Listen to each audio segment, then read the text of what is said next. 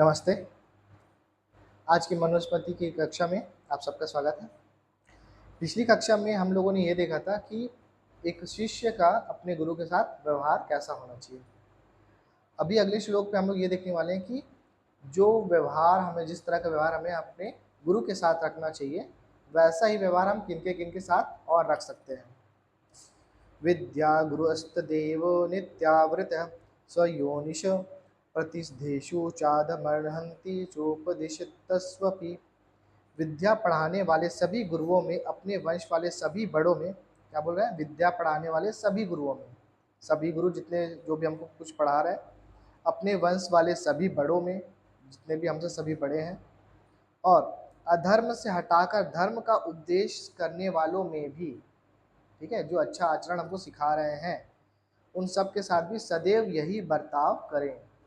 ठीक है, जो अभी हमने पिछली कक्षा में देखा था ना कि हमारे गुरु के साथ हमारा कैसा व्यवहार होना चाहिए। ये व्यवहार हम किन के साथ रख सकते हैं? सभी गुरुओं में शिक्षा देने वाले सभी गुरुओं के साथ, हमसे बड़ों के साथ, और जो भी जिनका भी आचरण बहुत अच्छा है, ठीक है, जिनके कर्म बहुत अच्छे हैं, उनके साथ हमें सेम व्यवहार रखना चाहिए। अब आगे देखते हैं। गुरुपत्नी तो यौवती नार्वी वाद्य पदयोः पूर्णविंशतिवर्षेण गुणदोषो विजानता। आयु के जिसके 20 वर्ष पूर्ण हो चुके हों, मतलब जो ब्रह्मचारी जिसका आयु 20 वर्ष हो चुका है, गुण और दोषों को समझने में समर्थ उस युवक शिष्य को युवती गुरु पत्नी का चरणों का स्पर्श करके अभिवादन नहीं करना चाहिए।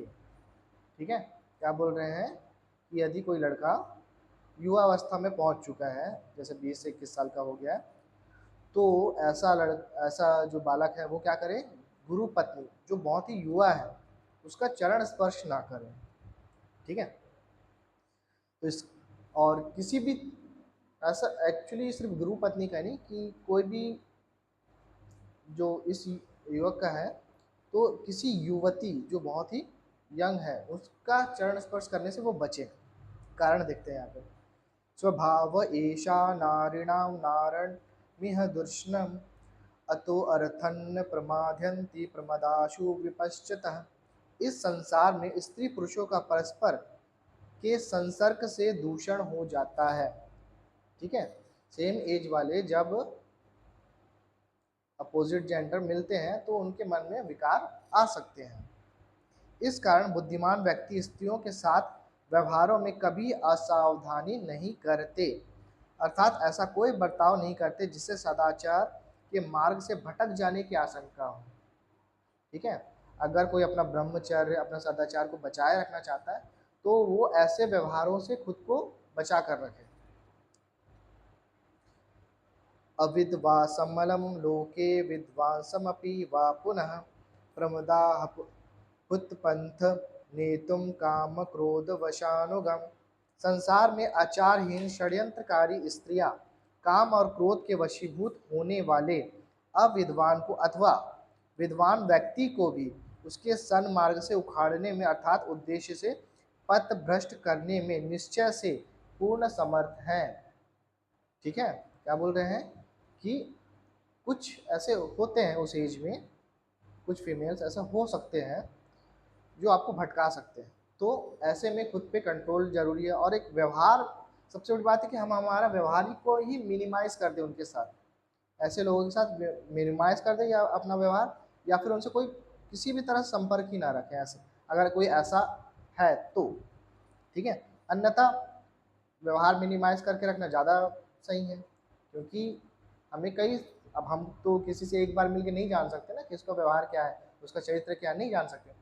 तो हमको किसी भी अपने ही आयु वर्ग की जो स्त्रियां हैं उनके साथ, और स्पेशली जो इस आयु में है 20-21 साल का, 18 से 21 साल तक मोर प्रिसाइसली बोले तो।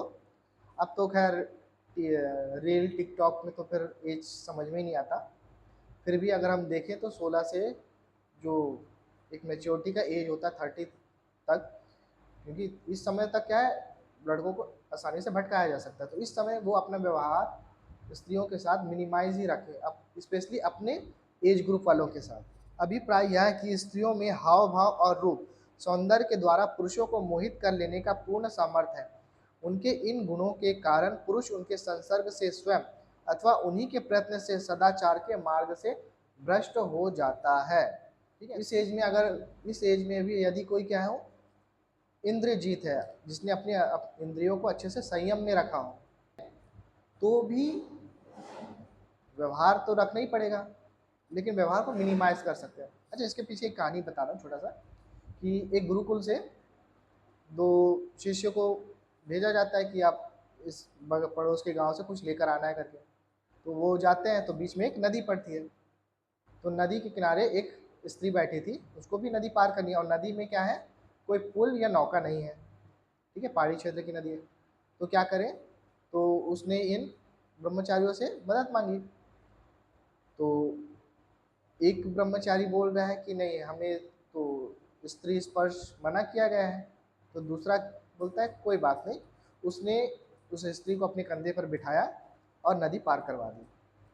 ठीक है, उसके बाद वो गए, अपना काम करके आ गए, और फिर गए, मतलब जो गांव जाना था वहाँ गए, अपना काम किए, फिर आके फिर वापस अपने गुरुकुल आ गए।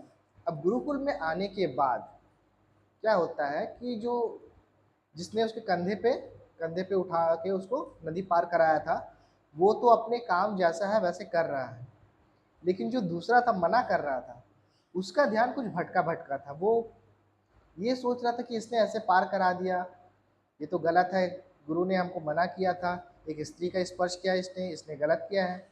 उसके दिमाग में ये बातें घूम रही थी। तो अब उसके शिक्षकों ने देखा, उसके आचार्यों ने, कि इसका काम में कुछ मन नहीं लग रहा है। तो वो जाकर उसको पूछता है कि कुछ हुआ था कि आप लोग गए थे, तो वो पूरी घटना बताता है। तो उसका गुरु उसको डांटता है, और डांटते हुए ये बोलता है कि वो स्त्री उसके कंधे से तो उतर गई, लेकिन तुम्हारे मस्तिष्क में चढ़ गई है। तो एक हमारा इंद्रिय संयमी होना बहुत ज़रूरी है। उसने क्या किया, एक जैसे किसी चीज़ को पार करवाना है, बस इतना ही उसके दिमाग में था जिसने पार करवाया, लेकिन इसके दिमाग में वो एक स्त्री है जिसका स्पर्श किया है, उसके दिमाग में ये बात बैठ गई। तो आप उसका ध्यान कर रहे हो तो भी आपका ब्रह्मचर्य टूट रहा है। आपने बस एक छोटा सा टास्क था, है ना, जैसे क्या है, उसको गुरुकुल से किसी गांव में जाने बोला, तो उसके लिए बस वो एक टास्क है कि हाँ इसको पार करवा दी, बस खत्म। उससे ज़्यादा उसने कुछ सोचा नहीं, लेकिन ये इसके दिमाग पे चढ़ गई, तो ये इसके लिए ज़्यादा प्रॉब्लमेटिक है। तो यहाँ पे जैसे स्पर्श होता है, आपके दिमाग में अगर वो बात घूम रही है, देन यू हैव प्रॉब्लम। अब आगे देते हैं। स्त्री वर्ग के साथ एकांतवास निषेध, नहीं बैठना चाहिए। कारण देखते हैं आगे। मात्रा स्वरत्रा दुहित्रा वाना विविक्त आशनो भवेत बलवनिंद्रिय ग्रामो विद्वांसमपि कर्षति।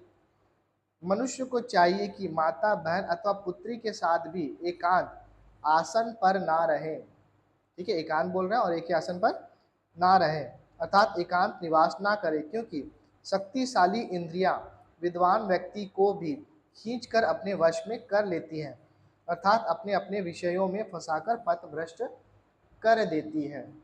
ठीक है, इसलिए किसी भी तरह के फीमेल्स के साथ एकांत बैठने से बचना चाहिए। आगे देखते हैं। अच्छा, हमने अभी पिछले कुछ श्लोक में देखा, किसी श्लोक में देखा था कि गुरु पत्नी का, अगर युवती गुरु पत्नी है तो उसका चरण स्पर्श नहीं करना है, तो फिर उसको अभिवादन कैसे करेंगे, ये उसी का श्लोक है कि कामम तो गुरु पत्नी नाम युवती नाम युवा भुवि विधिवद्वंदनम कुर्याद सावहमति ब्रुवन। अच्छा, तो यही है कि युवक शिष्य गुरुकुलस्थ गुरुओं की युवा पत्नी को यहाँ मैं अमुक नाम वाला हूँ ऐसा कहते हुए पूर्ण विधि के अनुसार सिर झुकाकर ही अभिवादन करें, प्रतिदिन चरण स्पर्श ना करें। ठीक है, यहाँ पे क्या बोला है कि आपको चरण करने, मतलब रोज के रोज उनका चरण स्पर्श करने की आवश्यकता नहीं है, आप दूर से सिर झुकाकर हाथ जोड़कर नमस्कार कर सकते हैं। अब आगे देखते हैं। विप्रोष्य पाद ग्रहण मन वहम चाभिवादनम गुरुर्दारेषु कुरविंतम सत्ताम धर्मनुस्मरम। शिष्य श्रेष्ठों के धर्म को स्मरण करते हुए, अर्थात यह विचारते हुए कि स्त्रियों का अभिवादन करना शिष्ट व्यक्तियों का कर्तव्य है, गुरुओं की पत्नी को प्रतिदिन बिना चरण स्पर्श किए अभिवादन करें। किसी को ग्रीट करना जरूरी है, लेकिन यहाँ पे टच करना जरूरी नहीं है। किंतु परदेश से लौटकर भेंट होने पर चरण स्पर्शन कर अभिवादन करें। ठीक है, अगर कहीं दूर से आ रहे हैं, बहुत लंबे समय के गैप के बाद आ रहे हैं, तो उस समय कर सकते हैं। लेकिन अगर आप वहां पर रह रहे हैं तो प्रतिदिन आपको चरण स्पर्श करने की आवश्यकता नहीं है, आप दूर से नमस्कार कर सकते हैं। ठीक है, तो आज इतने पे समाप्त करते हैं। यदि आपका कोई प्रश्न है तो आप कमेंट बॉक्स पे लिख सकते हैं। तो जैसे आगे के चैप्टर में अगर आपके प्रश्न का उत्तर आएगा तो वहाँ पर देंगे, और नहीं होगा तो एक अलग वीडियो बनाकर उसका उत्तर देंगे। ठीक है, तो आज कक्षा समाप्त करते हैं ओंकार के साथ। ओम।